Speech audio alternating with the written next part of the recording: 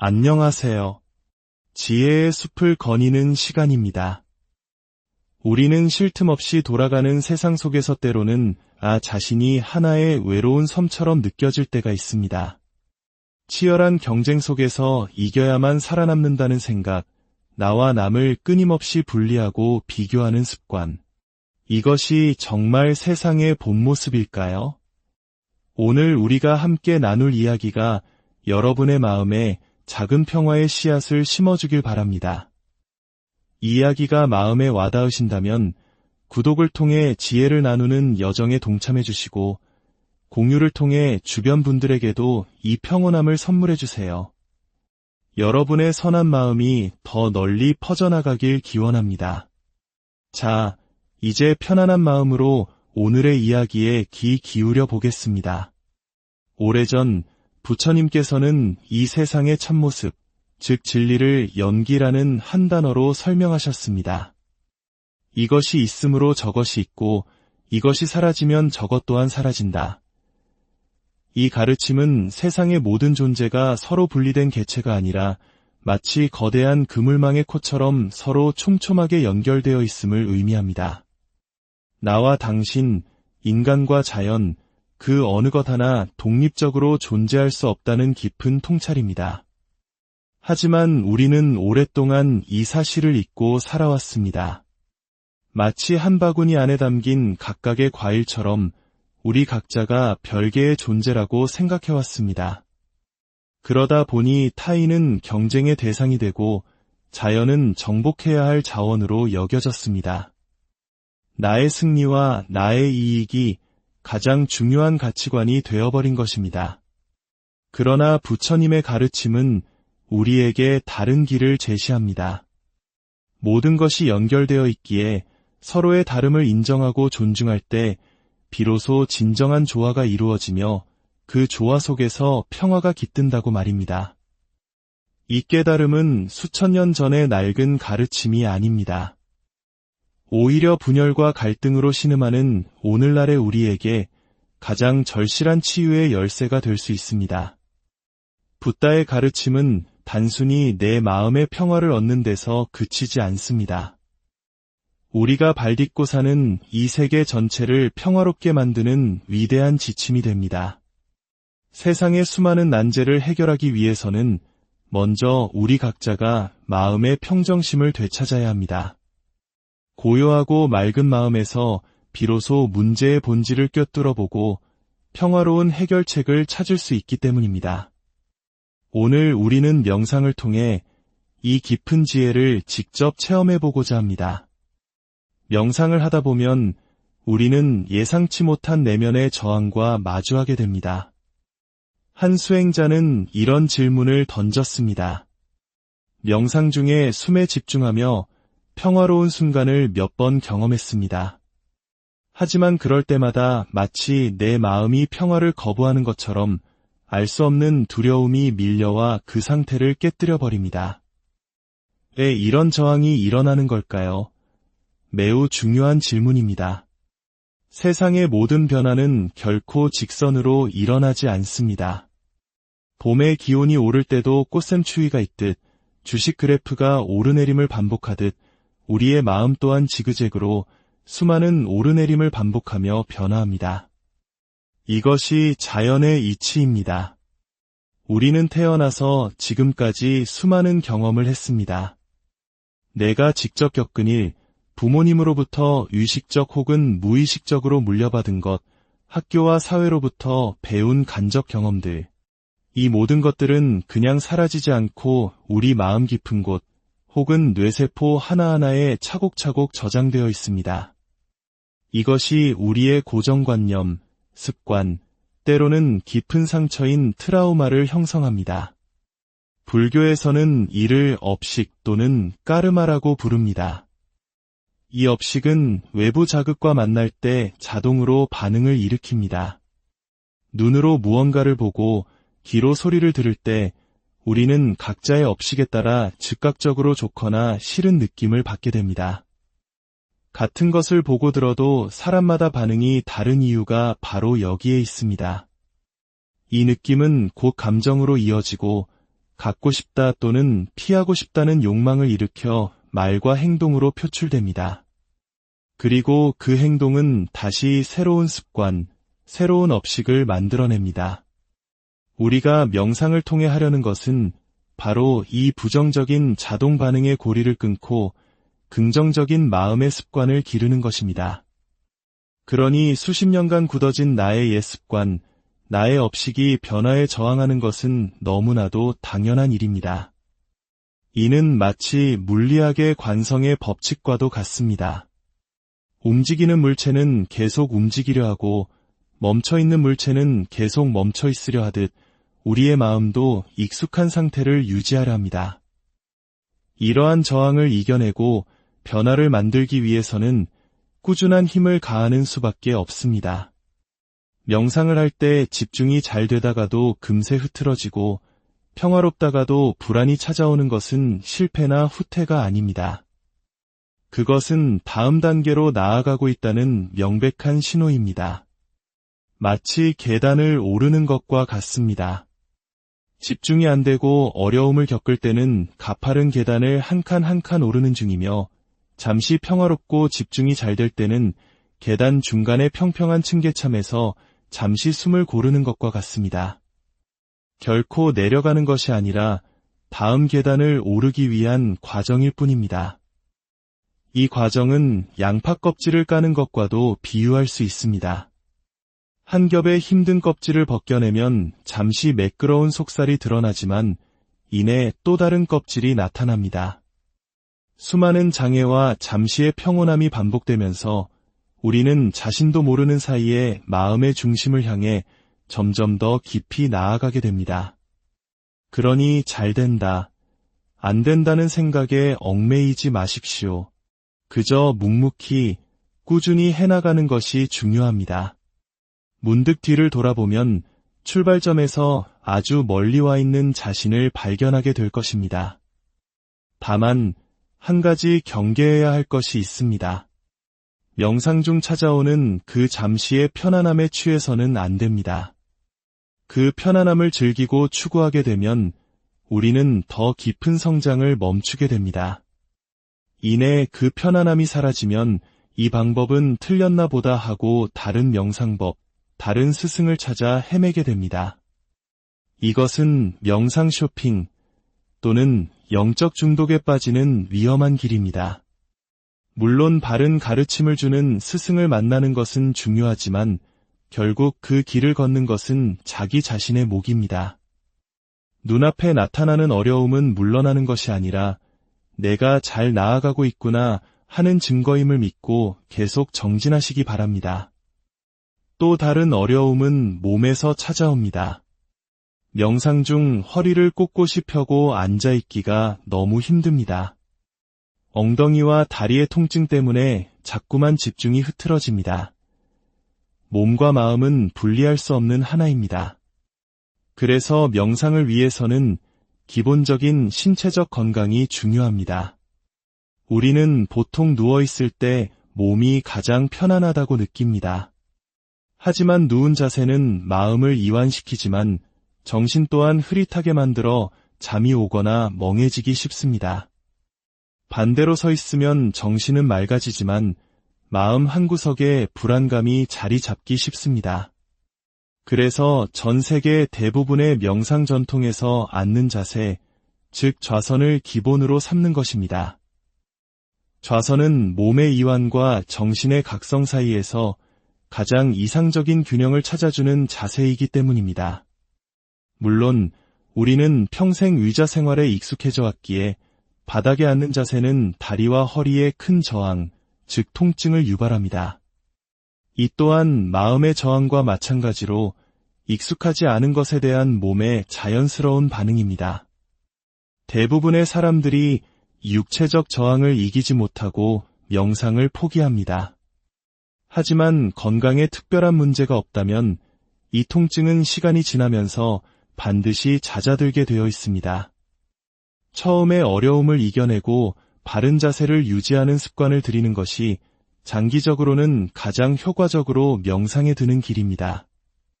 만약 허리를 펴기 힘들다면 엉덩이 밑에 5cm에서 15cm 정도 높이의 방석이나 쿠션을 받쳐보십시오. 골반이 살짝 높아지면 놀랍게도 허리가 자연스럽게 펴지는 것을 경험할 수 있습니다. 명상 중에 자세가 흐트러지는 것을 알아차렸다면 짜증내지 말고 그저 부드럽게 천천히 자세를 바로잡아주면 됩니다. 이 또한 알아차림의 훌륭한 연습입니다. 자, 이제 함께 실습해 보겠습니다. 편안하게 앉아 허리를 펴고 두 손은 무릎 위에 가볍게 올려놓습니다. 눈을 편안히 감고 온 마음을 코끝에 모아봅니다. 코끝을 마음의 눈으로 가만히 주시하는 것입니다. 그러면 숨이 들어오고 나가는 것을 알 수 있습니다. 숨이 들어갈 때는 들어가는구나 하고 알아차리고 나올 때는 나오는구나 하고 알아차립니다. 억지로 숨을 만들거나 조절하려 하지 마십시오. 호흡은 우리가 살아있는 한 잠자는 동안에도 저절로 일어나는 자연스러운 생명현상입니다. 우리는 그저 그것을 지켜보는 관찰자가 될 뿐입니다. 시간이 흐르면 집중력이 떨어지고 호흡이 미세해지면서 어느새 호흡을 놓치고 다른 생각에 빠져있는 자신을 발견하게 될 것입니다. 지나간 과거에 대한 후회, 오지 않은 미래에 대한 걱정, 수많은 생각들이 떠오를 것입니다. 괜찮습니다. 그 생각들을 막으려고 애쓰지 마십시오. 다만 그 생각에 의미를 부여하고 따라가지 마십시오. 그 생각들은 이미 녹화된 낡은 비디오 테이프와 같습니다. 지금 이 순간 생생하게 살아있는 것은 오직 코끝에서 느껴지는 호흡의 감각뿐입니다. 이것이 유일한 생방송입니다. 낡은 녹화 테이프의 전원을 끄고 지금 여기에 생방송으로 돌아오십시오. 이 시간에는 호흡 외에 그 어떤 것에도 의미를 부여하지 않겠다는 관점을 분명히 해야 합니다. 호흡을 알아차리는 것이 너무 어렵다면 숨이 오갈 때 함께 부풀어 오르고 수축하는 배의 움직임을 느껴보는 것도 좋습니다. 배의 움직임은 코끝의 감각보다 크고 명확해서 알아차리기 쉽습니다. 하지만 우리가 궁극적으로 지향하는 것은 크고 거친 감각이 아니라 아주 미세하고 작은 감각을 느끼는 능력을 기르는 것입니다. 몸과 마음이 편안해질수록 호흡은 점점 더 부드러워지고 약해져서 보통의 집중력으로는 코끝에서 감지하기 어려워집니다. 그렇다고 애를 쓰면 몸에 긴장이 들어가 호흡이 다시 거칠어집니다. 힘을 빼고 그저 부드러운 관심을 코끝에 둘 때 우리는 비로소 아주 미세한 감각의 세계로 들어갈 수 있습니다. 이 연습이 깊어지면 일상생활 속에서 내 마음의 미세한 변화를 즉각 알아차릴 수 있게 됩니다. 다른 사람과 대화할 때 약간의 불쾌감이 올라오는 순간, 무언가를 보고 욕망이 작게 일어나는 순간 몸에 미세한 열감이 생기거나 호흡이 가빠지는 아주 작은 변화를 감지하게 됩니다. 화나 분노 같은 감정이 거대하게 커지기 전에 그 씨앗 단계에서 알아차리고 잠재울 수 있는 힘, 즉 평정심을 유지하는 능력이 생기는 것입니다. 이것은 화를 꾹꾹 눌러 참는 것과는 근본적으로 다릅니다. 이것이 바로 우리가 호흡을 통해 마음의 기초를 다지는 이유입니다. 오늘 우리의 여정은 여기까지입니다. 우리가 오늘 함께 심은 이 평화의 씨앗이 여러분의 일상 속에서 무럭무럭 자라나 삶의 모든 순간의 고요함과 명료함을 가져다 주기를 기원합니다. 지혜의 숲을 거니는 다음 시간에 또 다른 마음을 밝히는 이야기로 찾아뵙겠습니다. 이 길을 함께 걸어주셔서 안녕하세요. 지혜의 숲을 거니는 시간입니다. 우리는 쉴 틈 없이 돌아가는 세상 속에서 때로는 자신이 하나의 외로운 섬처럼 느껴질 때가 있습니다. 치열한 경쟁 속에서 이겨야만 살아남는다는 생각, 나와 남을 끊임없이 분리하고 비교하는 습관. 이것이 정말 세상의 본 모습일까요? 오늘 우리가 함께 나눌 이야기가 여러분의 마음에 작은 평화의 씨앗을 심어주길 바랍니다. 이 이야기가 마음에 와닿으신다면 구독을 통해 지혜를 나누는 여정에 동참해 주시고 공유를 통해 주변 분들에게도 이 평온함을 선물해 주세요. 여러분의 선한 마음이 더 널리 퍼져나가길 기원합니다. 자, 이제 편안한 마음으로 오늘의 이야기에 귀 기울여 보겠습니다. 오래전 부처님께서는 이 세상의 참모습, 즉 진리를 연기라는 한 단어로 설명하셨습니다. 이것이 있으므로 저것이 있고 이것이 사라지면 저것 또한 사라진다. 이 가르침은 세상의 모든 존재가 서로 분리된 개체가 아니라 마치 거대한 그물망의 코처럼 서로 촘촘하게 연결되어 있음을 의미합니다. 나와 당신, 인간과 자연, 그 어느 것 하나 독립적으로 존재할 수 없다는 깊은 통찰입니다. 하지만 우리는 오랫동안 이 사실을 잊고 살아왔습니다. 마치 한 바구니 안에 담긴 각각의 과일처럼 우리 각자가 별개의 존재라고 생각해왔습니다. 그러다 보니 타인은 경쟁의 대상이 되고 자연은 정복해야 할 자원으로 여겨졌습니다. 나의 승리와 나의 이익이 가장 중요한 가치관이 되어버린 것입니다. 그러나 부처님의 가르침은 우리에게 다른 길을 제시합니다. 모든 것이 연결되어 있기에 서로의 다름을 인정하고 존중할 때 비로소 진정한 조화가 이루어지며 그 조화 속에서 평화가 깃든다고 말입니다. 이 깨달음은 수천 년 전의 낡은 가르침이 아닙니다. 오히려 분열과 갈등으로 신음하는 오늘날의 우리에게 가장 절실한 치유의 열쇠가 될 수 있습니다. 붓다의 가르침은 단순히 내 마음의 평화를 얻는 데서 그치지 않습니다. 우리가 발딛고 사는 이 세계 전체를 평화롭게 만드는 위대한 지침이 됩니다. 세상의 수많은 난제를 해결하기 위해서는 먼저 우리 각자가 마음의 평정심을 되찾아야 합니다. 고요하고 맑은 마음에서 비로소 문제의 본질을 꿰뚫어 보고 평화로운 해결책을 찾을 수 있기 때문입니다. 오늘 우리는 명상을 통해 이 깊은 지혜를 직접 체험해보고자 합니다. 명상을 하다 보면 우리는 예상치 못한 내면의 저항과 마주하게 됩니다. 한 수행자는 이런 질문을 던졌습니다. 명상 중에 숨에 집중하며 평화로운 순간을 몇 번 경험했습니다. 하지만 그럴 때마다 마치 내 마음이 평화를 거부하는 것처럼 알 수 없는 두려움이 밀려와 그 상태를 깨뜨려 버립니다. 왜 이런 저항이 일어나는 걸까요? 매우 중요한 질문입니다. 세상의 모든 변화는 결코 직선으로 일어나지 않습니다. 봄의 기온이 오를 때도 꽃샘추위가 있듯 주식 그래프가 오르내림을 반복하듯 우리의 마음 또한 지그재그로 수많은 오르내림을 반복하며 변화합니다. 이것이 자연의 이치입니다. 우리는 태어나서 지금까지 수많은 경험을 했습니다.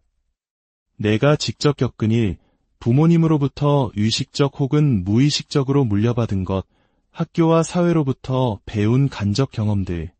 이 모든 것들은 그냥 사라지지 않고 우리 마음 깊은 곳, 혹은 뇌세포 하나하나에 차곡차곡 저장되어 있습니다.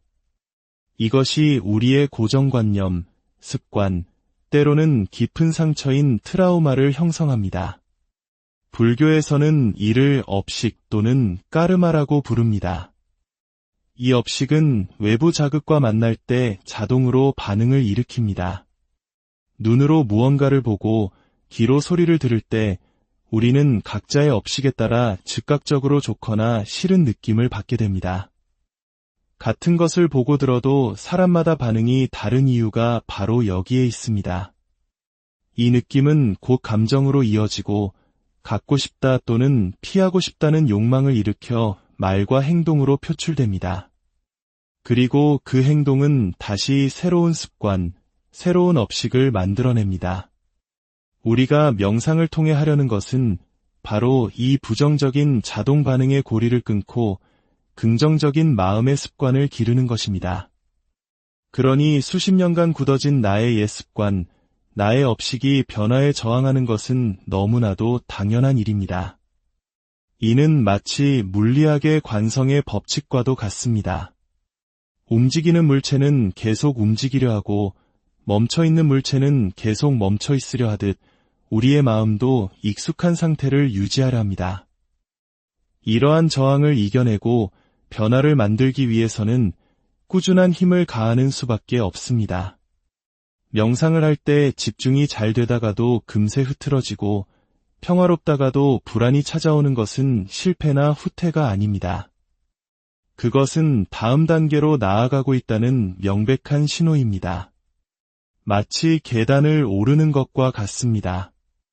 집중이 안 되고 어려움을 겪을 때는 가파른 계단을 한 칸 한 칸 오르는 중이며 잠시 평화롭고 집중이 잘 될 때는 계단 중간의 평평한 층계참에서 잠시 숨을 고르는 것과 같습니다.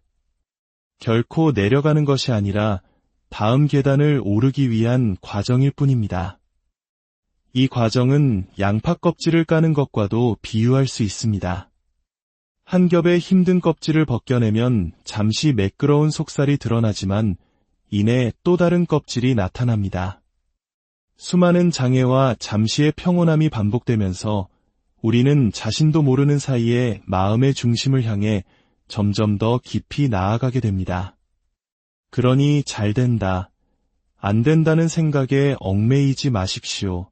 그저 묵묵히 꾸준히 해나가는 것이 중요합니다. 문득 뒤를 돌아보면 출발점에서 아주 멀리 와 있는 자신을 발견하게 될 것입니다. 다만 한 가지 경계해야 할 것이 있습니다. 명상 중 찾아오는 그 잠시의 편안함에 취해서는 안 됩니다. 그 편안함을 즐기고 추구하게 되면 우리는 더 깊은 성장을 멈추게 됩니다.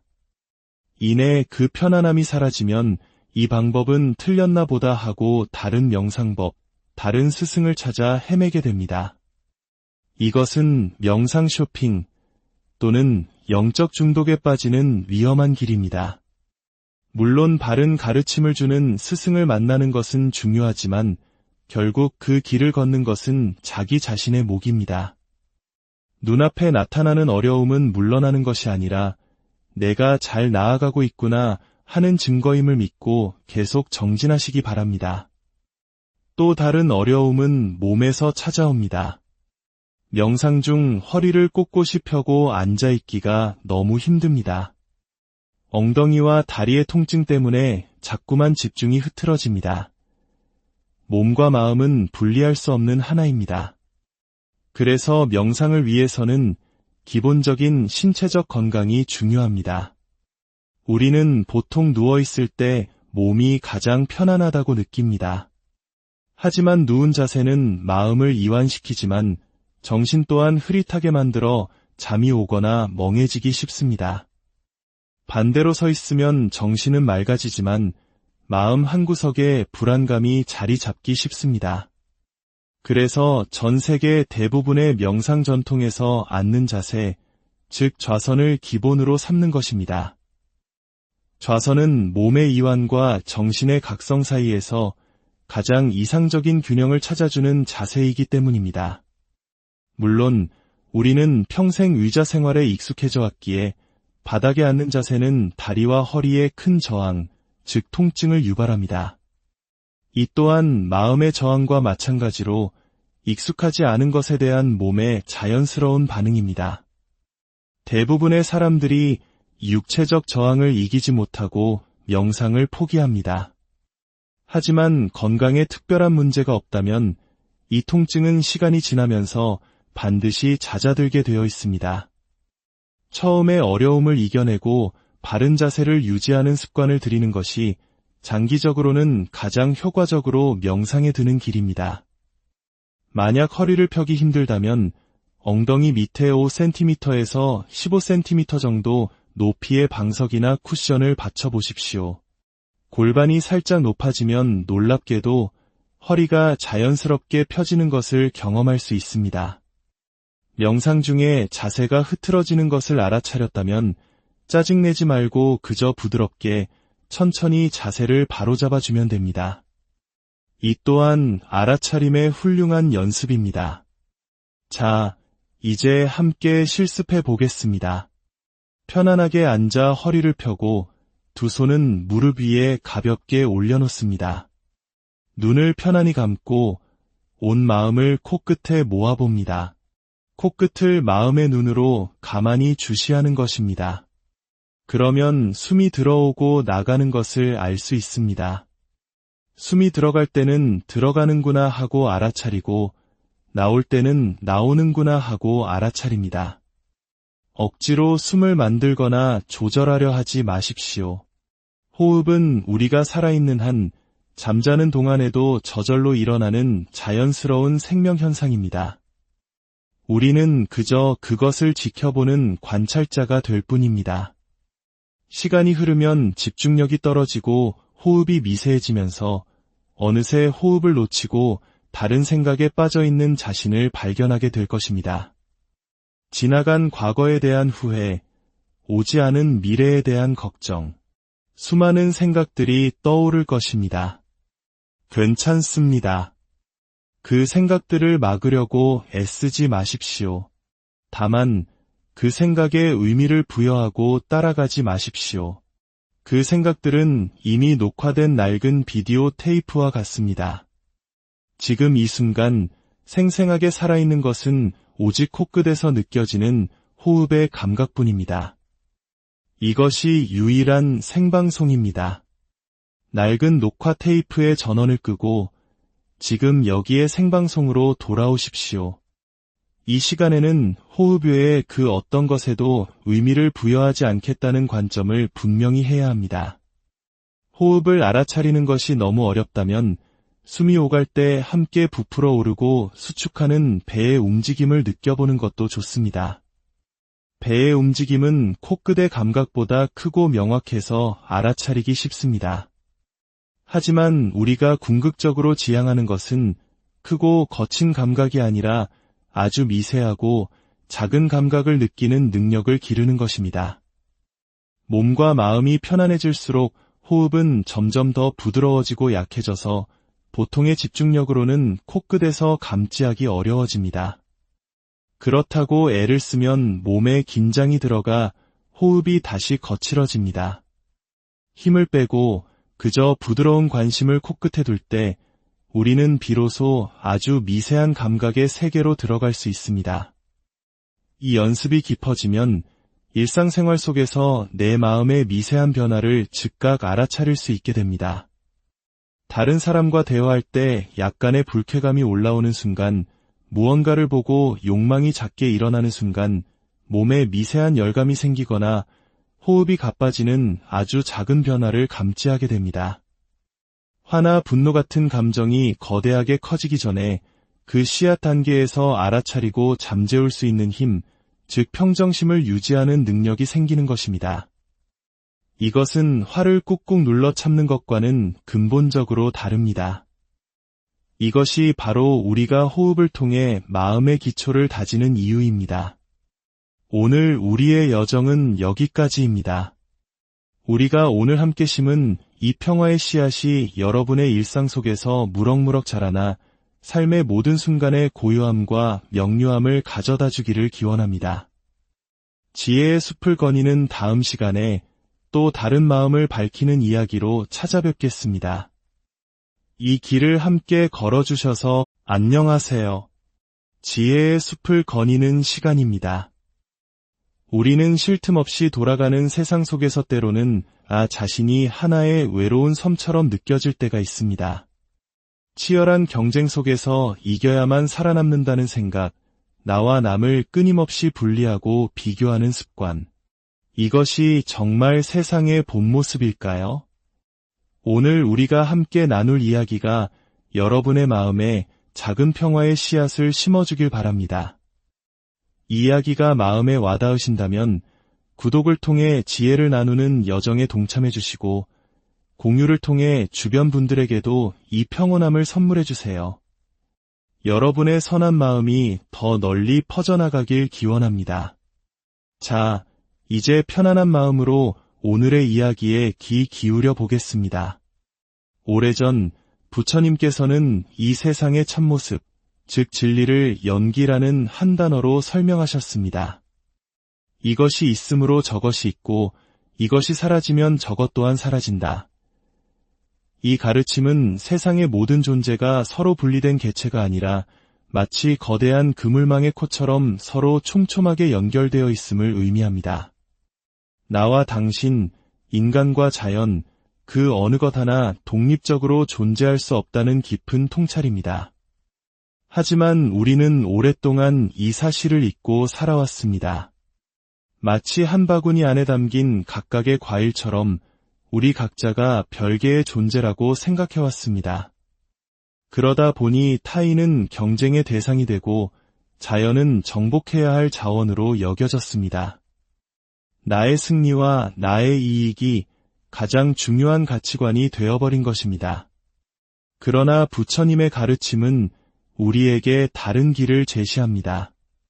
모든 것이 연결되어 있기에 서로의 다름을 인정하고 존중할 때 비로소 진정한 조화가 이루어지며 그 조화 속에서 평화가 깃든다고 말입니다. 이 깨달음은 수천 년 전의 낡은 가르침이 아닙니다. 오히려 분열과 갈등으로 신음하는 오늘날의 우리에게 가장 절실한 치유의 열쇠가 될 수 있습니다. 붓다의 가르침은 단순히 내 마음의 평화를 얻는 데서 그치지 않습니다.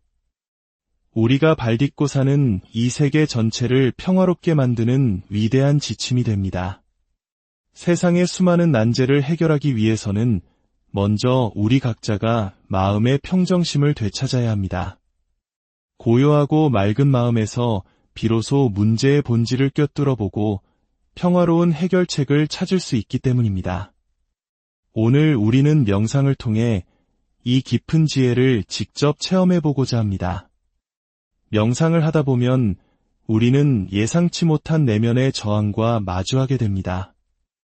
한 수행자는 이런 질문을 던졌습니다. 명상 중에 숨에 집중하며 평화로운 순간을 몇 번 경험했습니다. 하지만 그럴 때마다 마치 내 마음이 평화를 거부하는 것처럼 알 수 없는 두려움이 밀려와 그 상태를 깨뜨려버립니다. 왜 이런 저항이 일어나는 걸까요? 매우 중요한 질문입니다. 세상의 모든 변화는 결코 직선으로 일어나지 않습니다. 봄의 기온이 오를 때도 꽃샘추위가 있듯 주식 그래프가 오르내림을 반복하듯 우리의 마음 또한 지그재그로 수많은 오르내림을 반복하며 변화합니다. 이것이 자연의 이치입니다. 우리는 태어나서 지금까지 수많은 경험을 했습니다. 내가 직접 겪은 일, 부모님으로부터 의식적 혹은 무의식적으로 물려받은 것, 학교와 사회로부터 배운 간접 경험들. 이 모든 것들은 그냥 사라지지 않고 우리 마음 깊은 곳, 혹은 뇌세포 하나하나에 차곡차곡 저장되어 있습니다. 이것이 우리의 고정관념, 습관, 때로는 깊은 상처인 트라우마를 형성합니다. 불교에서는 이를 업식 또는 까르마라고 부릅니다. 이 업식은 외부 자극과 만날 때 자동으로 반응을 일으킵니다. 눈으로 무언가를 보고 귀로 소리를 들을 때 우리는 각자의 업식에 따라 즉각적으로 좋거나 싫은 느낌을 받게 됩니다. 같은 것을 보고 들어도 사람마다 반응이 다른 이유가 바로 여기에 있습니다. 이 느낌은 곧 감정으로 이어지고 갖고 싶다 또는 피하고 싶다는 욕망을 일으켜 말과 행동으로 표출됩니다. 그리고 그 행동은 다시 새로운 습관, 새로운 업식을 만들어냅니다. 우리가 명상을 통해 하려는 것은 바로 이 부정적인 자동 반응의 고리를 끊고 긍정적인 마음의 습관을 기르는 것입니다. 그러니 수십 년간 굳어진 나의 옛 습관, 나의 업식이 변화에 저항하는 것은 너무나도 당연한 일입니다. 이는 마치 물리학의 관성의 법칙과도 같습니다. 움직이는 물체는 계속 움직이려 하고 멈춰있는 물체는 계속 멈춰있으려 하듯 우리의 마음도 익숙한 상태를 유지하려 합니다. 이러한 저항을 이겨내고 변화를 만들기 위해서는 꾸준한 힘을 가하는 수밖에 없습니다. 명상을 할 때 집중이 잘 되다가도 금세 흐트러지고 평화롭다가도 불안이 찾아오는 것은 실패나 후퇴가 아닙니다. 그것은 다음 단계로 나아가고 있다는 명백한 신호입니다. 마치 계단을 오르는 것과 같습니다. 집중이 안 되고 어려움을 겪을 때는 가파른 계단을 한 칸 한 칸 오르는 중이며, 잠시 평화롭고 집중이 잘 될 때는 계단 중간의 평평한 층계참에서 잠시 숨을 고르는 것과 같습니다. 결코 내려가는 것이 아니라 다음 계단을 오르기 위한 과정일 뿐입니다. 이 과정은 양파 껍질을 까는 것과도 비유할 수 있습니다. 한 겹의 힘든 껍질을 벗겨내면 잠시 매끄러운 속살이 드러나지만 이내 또 다른 껍질이 나타납니다. 수많은 장애와 잠시의 평온함이 반복되면서 우리는 자신도 모르는 사이에 마음의 중심을 향해 점점 더 깊이 나아가게 됩니다. 그러니 잘 된다, 안 된다는 생각에 얽매이지 마십시오. 그저 묵묵히 꾸준히 해나가는 것이 중요합니다. 문득 뒤를 돌아보면 출발점에서 아주 멀리 와 있는 자신을 발견하게 될 것입니다. 다만 한 가지 경계해야 할 것이 있습니다.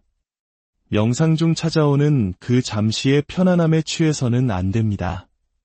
그 편안함을 즐기고 추구하게 되면 우리는 더 깊은 성장을 멈추게 됩니다.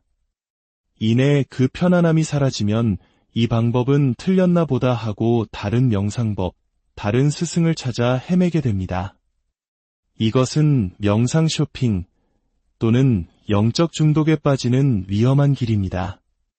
물론 바른 가르침을 주는 스승을 만나는 것은 중요하지만 결국 그 길을 걷는 것은 자기 자신의 몫입니다.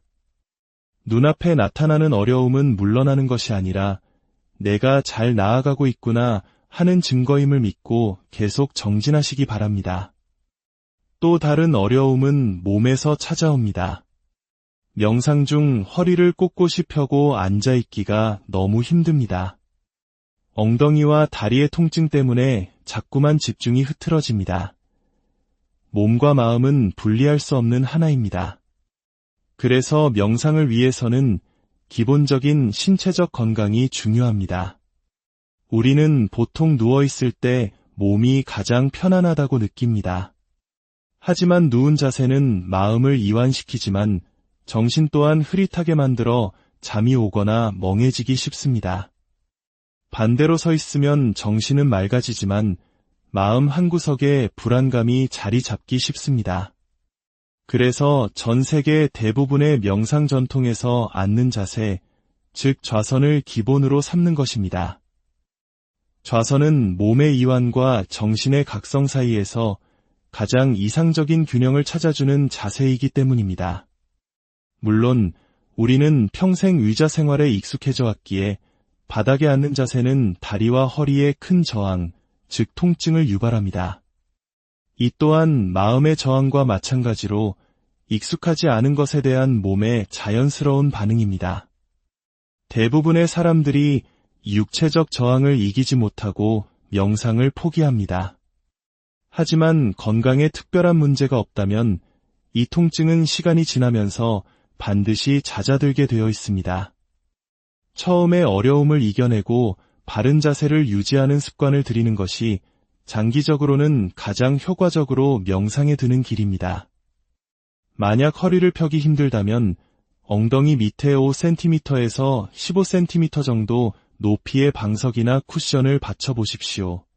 골반이 살짝 높아지면 놀랍게도 허리가 자연스럽게 펴지는 것을 경험할 수 있습니다. 명상 중에 자세가 흐트러지는 것을 알아차렸다면 짜증내지 말고 그저 부드럽게 천천히 자세를 바로잡아주면 됩니다. 이 또한 알아차림의 훌륭한 연습입니다. 자, 이제 함께 실습해 보겠습니다. 편안하게 앉아 허리를 펴고 두 손은 무릎 위에 가볍게 올려놓습니다. 눈을 편안히 감고 온 마음을 코끝에 모아봅니다. 코끝을 마음의 눈으로 가만히 주시하는 것입니다. 그러면 숨이 들어오고 나가는 것을 알 수 있습니다. 숨이 들어갈 때는 들어가는구나 하고 알아차리고 나올 때는 나오는구나 하고 알아차립니다. 억지로 숨을 만들거나 조절하려 하지 마십시오. 호흡은 우리가 살아있는 한 잠자는 동안에도 저절로 일어나는 자연스러운 생명현상입니다. 우리는 그저 그것을 지켜보는 관찰자가 될 뿐입니다. 시간이 흐르면 집중력이 떨어지고 호흡이 미세해지면서 어느새 호흡을 놓치고 다른 생각에 빠져있는 자신을 발견하게 될 것입니다. 지나간 과거에 대한 후회, 오지 않은 미래에 대한 걱정, 수많은 생각들이 떠오를 것입니다. 괜찮습니다. 그 생각들을 막으려고 애쓰지 마십시오. 다만 그 생각에 의미를 부여하고 따라가지 마십시오. 그 생각들은 이미 녹화된 낡은 비디오 테이프와 같습니다. 지금 이 순간 생생하게 살아있는 것은 오직 코끝에서 느껴지는 호흡의 감각뿐입니다. 이것이 유일한 생방송입니다. 낡은 녹화 테이프의 전원을 끄고 지금 여기에 생방송으로 돌아오십시오. 이 시간에는 호흡 외에 그 어떤 것에도 의미를 부여하지 않겠다는 관점을 분명히 해야 합니다. 호흡을 알아차리는 것이 너무 어렵다면 숨이 오갈 때 함께 부풀어 오르고 수축하는 배의 움직임을 느껴보는 것도 좋습니다. 배의 움직임은 코끝의 감각보다 크고 명확해서 알아차리기 쉽습니다. 하지만 우리가 궁극적으로 지향하는 것은 크고 거친 감각이 아니라 아주 미세하고 작은 감각을 느끼는 능력을 기르는 것입니다. 몸과 마음이 편안해질수록 호흡은 점점 더 부드러워지고 약해져서 보통의 집중력으로는 코끝에서 감지하기 어려워집니다. 그렇다고 애를 쓰면 몸에 긴장이 들어가 호흡이 다시 거칠어집니다. 힘을 빼고 그저 부드러운 관심을 코끝에 둘 때 우리는 비로소 아주 미세한 감각의 세계로 들어갈 수 있습니다. 이 연습이 깊어지면 일상생활 속에서 내 마음의 미세한 변화를 즉각 알아차릴 수 있게 됩니다. 다른 사람과 대화할 때 약간의 불쾌감이 올라오는 순간, 무언가를 보고 욕망이 작게 일어나는 순간 몸에 미세한 열감이 생기거나 호흡이 가빠지는 아주 작은 변화를 감지하게 됩니다. 화나 분노 같은 감정이 거대하게 커지기 전에 그 씨앗 단계에서 알아차리고 잠재울 수 있는 힘, 즉 평정심을 유지하는 능력이 생기는 것입니다. 이것은 화를 꾹꾹 눌러 참는 것과는 근본적으로 다릅니다. 이것이 바로 우리가 호흡을 통해 마음의 기초를 다지는 이유입니다. 오늘 우리의 여정은 여기까지입니다. 우리가 오늘 함께 심은 이 평화의 씨앗이 여러분의 일상 속에서 무럭무럭 자라나 삶의 모든 순간의 고요함과 명료함을 가져다 주기를 기원합니다. 지혜의 숲을 거니는 다음 시간에 또 다른 마음을 밝히는 이야기로 찾아뵙겠습니다. 이 길을 함께 걸어주셔서 안녕하세요. 지혜의 숲을 거니는 시간입니다. 우리는 쉴 틈 없이 돌아가는 세상 속에서 때로는 자신이 하나의 외로운 섬처럼 느껴질 때가 있습니다. 치열한 경쟁 속에서 이겨야만 살아남는다는 생각, 나와 남을 끊임없이 분리하고 비교하는 습관. 이것이 정말 세상의 본 모습일까요? 오늘 우리가 함께 나눌 이야기가 여러분의 마음에 작은 평화의 씨앗을 심어주길 바랍니다.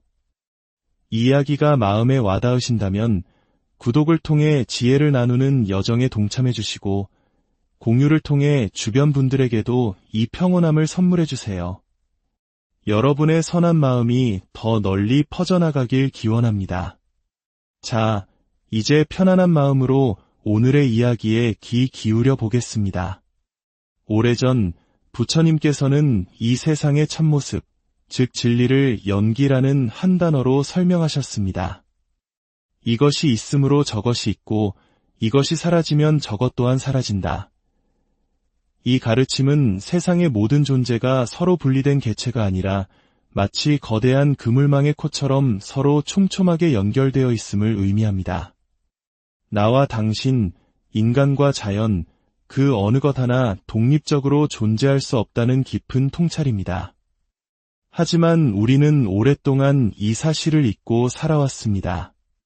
마치 한 바구니 안에 담긴 각각의 과일처럼 우리 각자가 별개의 존재라고 생각해왔습니다. 그러다 보니 타인은 경쟁의 대상이 되고 자연은 정복해야 할 자원으로 여겨졌습니다. 나의 승리와 나의 이익이 가장 중요한 가치관이 되어버린 것입니다. 그러나 부처님의 가르침은 우리에게 다른 길을 제시합니다. 모든 것이 연결되어 있기에 서로의 다름을 인정하고 존중할 때 비로소 진정한 조화가 이루어지며 그 조화 속에서 평화가 깃든다고 말입니다. 이 깨달음은 수천 년 전의 낡은 가르침이 아닙니다. 오히려 분열과 갈등으로 신음하는 오늘날의 우리에게 가장 절실한 치유의 열쇠가 될 수 있습니다. 붓다의 가르침은 단순히 내 마음의 평화를 얻는 데서 그치지 않습니다. 우리가 발딛고 사는 이 세계 전체를 평화롭게 만드는 위대한 지침이 됩니다. 세상의 수많은 난제를 해결하기 위해서는 먼저 우리 각자가 마음의 평정심을 되찾아야 합니다. 고요하고 맑은 마음에서 비로소 문제의 본질을 꿰뚫어 보고 평화로운 해결책을 찾을 수 있기 때문입니다. 오늘 우리는 명상을 통해 이 깊은 지혜를 직접 체험해보고자 합니다. 명상을 하다 보면 우리는 예상치 못한 내면의 저항과 마주하게 됩니다. 한 수행자는 이런 질문을 던졌습니다. 명상 중에 숨에 집중하며 평화로운 순간을 몇 번 경험했습니다. 하지만 그럴 때마다 마치 내 마음이 평화를 거부하는 것처럼 알 수 없는 두려움이 밀려와 그 상태를 깨뜨려 버립니다. 왜 이런 저항이 일어나는 걸까요? 매우 중요한 질문입니다. 세상의 모든 변화는 결코 직선으로 일어나지 않습니다. 봄의 기온이 오를 때도 꽃샘추위가 있듯 주식 그래프가 오르내림을 반복하듯 우리의 마음 또한 지그재그로 수많은 오르내림을 반복하며 변화합니다. 이것이 자연의 이치입니다. 우리는 태어나서 지금까지 수많은 경험을 했습니다. 내가 직접 겪은 일, 부모님으로부터 의식적 혹은 무의식적으로 물려받은 것, 학교와 사회로부터 배운 간접 경험들. 이 모든 것들은 그냥 사라지지 않고 우리 마음 깊은 곳, 혹은 뇌세포 하나하나에 차곡차곡 저장되어 있습니다. 이것이 우리의 고정관념, 습관, 때로는 깊은 상처인 트라우마를 형성합니다. 불교에서는 이를 업식 또는 까르마라고 부릅니다. 이 업식은 외부 자극과 만날 때 자동으로 반응을 일으킵니다. 눈으로 무언가를 보고 귀로 소리를 들을 때 우리는 각자의 업식에 따라 즉각적으로 좋거나 싫은 느낌을 받게 됩니다. 같은 것을 보고 들어도 사람마다 반응이 다른 이유가 바로 여기에 있습니다. 이 느낌은 곧 감정으로 이어지고 갖고 싶다 또는 피하고 싶다는 욕망을 일으켜 말과 행동으로 표출됩니다. 그리고 그 행동은 다시 새로운 습관, 새로운 업식을 만들어냅니다. 우리가 명상을 통해 하려는 것은 바로 이 부정적인 자동 반응의 고리를 끊고 긍정적인 마음의 습관을 기르는 것입니다. 그러니 수십 년간 굳어진 나의 옛 습관, 나의 업식이 변화에 저항하는 것은 너무나도 당연한 일입니다. 이는 마치 물리학의 관성의 법칙과도 같습니다. 움직이는 물체는 계속 움직이려 하고 멈춰있는 물체는 계속 멈춰 있으려 하듯 우리의 마음도 익숙한 상태를 유지하려 합니다. 이러한 저항을 이겨내고 변화를 만들기 위해서는 꾸준한 힘을 가하는 수밖에 없습니다. 명상을 할 때 집중이 잘 되다가도 금세 흐트러지고 평화롭다가도 불안이 찾아오는 것은 실패나 후퇴가 아닙니다. 그것은 다음 단계로 나아가고 있다는 명백한 신호입니다. 마치 계단을 오르는 것과 같습니다. 집중이 안 되고 어려움을 겪을 때는 가파른 계단을 한 칸 한 칸 오르는 중이며 잠시 평화롭고 집중이 잘 될 때는 계단 중간의 평평한 층계참에서 잠시 숨을 고르는 것과 같습니다. 결코 내려가는 것이 아니라 다음 계단을 오르기 위한 과정일 뿐입니다. 이 과정은 양파 껍질을 까는 것과도 비유할 수 있습니다. 한 겹의 힘든 껍질을 벗겨내면 잠시 매끄러운 속살이 드러나지만 이내 또 다른 껍질이 나타납니다. 수많은 장애와 잠시의 평온함이 반복되면서 우리는 자신도 모르는 사이에 마음의 중심을 향해 점점 더 깊이 나아가게 됩니다. 그러니 잘 된다, 안 된다는 생각에 얽매이지 마십시오. 그저 묵묵히 꾸준히 해나가는 것이 중요합니다. 문득 뒤를 돌아보면 출발점에서 아주 멀리 와 있는 자신을 발견하게 될 것입니다. 다만 한 가지 경계해야 할 것이 있습니다. 명상 중 찾아오는 그 잠시의 편안함에 취해서는 안 됩니다. 그 편안함을 즐기고 추구하게 되면 우리는 더 깊은 성장을 멈추게 됩니다. 이내 그 편안함이 사라지면 이 방법은 틀렸나 보다 하고 다른 명상법, 다른 스승을 찾아 헤매게 됩니다. 이것은 명상 쇼핑 또는 영적 중독에 빠지는 위험한 길입니다. 물론 바른 가르침을 주는 스승을 만나는 것은 중요하지만 결국 그 길을 걷는 것은 자기 자신의 몫입니다. 눈앞에 나타나는 어려움은 물러나는 것이 아니라 내가 잘 나아가고 있구나 하는 증거임을 믿고 계속 정진하시기 바랍니다. 또 다른 어려움은 몸에서 찾아옵니다. 명상 중 허리를 꼿꼿이 펴고 앉아있기가 너무 힘듭니다. 엉덩이와 다리의 통증 때문에 자꾸만 집중이 흐트러집니다. 몸과 마음은 분리할 수 없는 하나입니다. 그래서 명상을 위해서는 기본적인 신체적 건강이 중요합니다.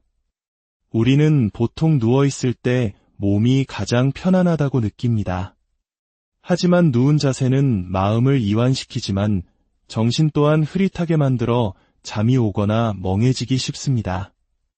반대로 서 있으면 정신은 맑아지지만 마음 한구석에 불안감이 자리 잡기 쉽습니다.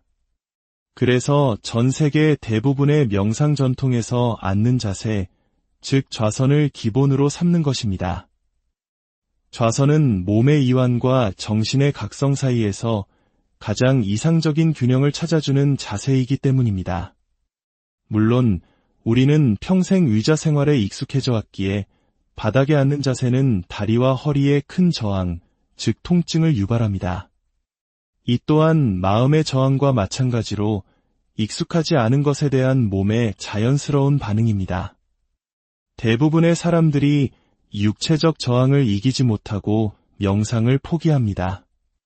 하지만 건강에 특별한 문제가 없다면 이 통증은 시간이 지나면서 반드시 잦아들게 되어 있습니다. 처음에 어려움을 이겨내고 바른 자세를 유지하는 습관을 들이는 것이 장기적으로는 가장 효과적으로 명상에 드는 길입니다. 만약 허리를 펴기 힘들다면 엉덩이 밑에 5cm에서 15cm 정도 높이의 방석이나 쿠션을 받쳐보십시오. 골반이 살짝 높아지면 놀랍게도 허리가 자연스럽게 펴지는 것을 경험할 수 있습니다. 명상 중에 자세가 흐트러지는 것을 알아차렸다면 짜증내지 말고 그저 부드럽게 천천히 자세를 바로잡아주면 됩니다. 이 또한 알아차림의 훌륭한 연습입니다. 자, 이제 함께 실습해 보겠습니다. 편안하게 앉아 허리를 펴고 두 손은 무릎 위에 가볍게 올려놓습니다. 눈을 편안히 감고 온 마음을 코끝에 모아봅니다. 코끝을 마음의 눈으로 가만히 주시하는 것입니다. 그러면 숨이 들어오고 나가는 것을 알 수 있습니다. 숨이 들어갈 때는 들어가는구나 하고 알아차리고 나올 때는 나오는구나 하고 알아차립니다. 억지로 숨을 만들거나 조절하려 하지 마십시오. 호흡은 우리가 살아있는 한 잠자는 동안에도 저절로 일어나는 자연스러운 생명현상입니다. 우리는 그저 그것을 지켜보는 관찰자가 될 뿐입니다. 시간이 흐르면 집중력이 떨어지고 호흡이 미세해지면서 어느새 호흡을 놓치고 다른 생각에 빠져있는 자신을 발견하게 될 것입니다. 지나간 과거에 대한 후회, 오지 않은 미래에 대한 걱정, 수많은 생각들이 떠오를 것입니다. 괜찮습니다. 그 생각들을 막으려고 애쓰지 마십시오. 다만 그 생각에 의미를 부여하고 따라가지 마십시오. 그 생각들은 이미 녹화된 낡은 비디오 테이프와 같습니다. 지금 이 순간 생생하게 살아있는 것은 오직 코끝에서 느껴지는 호흡의 감각뿐입니다. 이것이 유일한 생방송입니다. 낡은 녹화 테이프의 전원을 끄고 지금 여기에 생방송으로 돌아오십시오. 이 시간에는 호흡 외에 그 어떤 것에도 의미를 부여하지 않겠다는 관점을 분명히 해야 합니다. 호흡을 알아차리는 것이 너무 어렵다면 숨이 오갈 때 함께 부풀어 오르고 수축하는 배의 움직임을 느껴보는 것도 좋습니다. 배의 움직임은 코끝의 감각보다 크고 명확해서 알아차리기 쉽습니다. 하지만 우리가 궁극적으로 지향하는 것은 크고 거친 감각이 아니라 아주 미세하고 작은 감각을 느끼는 능력을 기르는 것입니다. 몸과 마음이 편안해질수록 호흡은 점점 더 부드러워지고 약해져서 보통의 집중력으로는 코끝에서 감지하기 어려워집니다. 그렇다고 애를 쓰면 몸에 긴장이 들어가 호흡이 다시 거칠어집니다. 힘을 빼고 그저 부드러운 관심을 코끝에 둘 때 우리는 비로소 아주 미세한 감각의 세계로 들어갈 수 있습니다. 이 연습이 깊어지면 일상생활 속에서 내 마음의 미세한 변화를 즉각 알아차릴 수 있게 됩니다. 다른 사람과 대화할 때 약간의 불쾌감이 올라오는 순간, 무언가를 보고 욕망이 작게 일어나는 순간 몸에 미세한 열감이 생기거나 호흡이 가빠지는 아주 작은 변화를 감지하게 됩니다. 화나 분노 같은 감정이 거대하게 커지기 전에 그 씨앗 단계에서 알아차리고 잠재울 수 있는 힘, 즉 평정심을 유지하는 능력이 생기는 것입니다. 이것은 화를 꾹꾹 눌러 참는 것과는 근본적으로 다릅니다. 이것이 바로 우리가 호흡을 통해 마음의 기초를 다지는 이유입니다.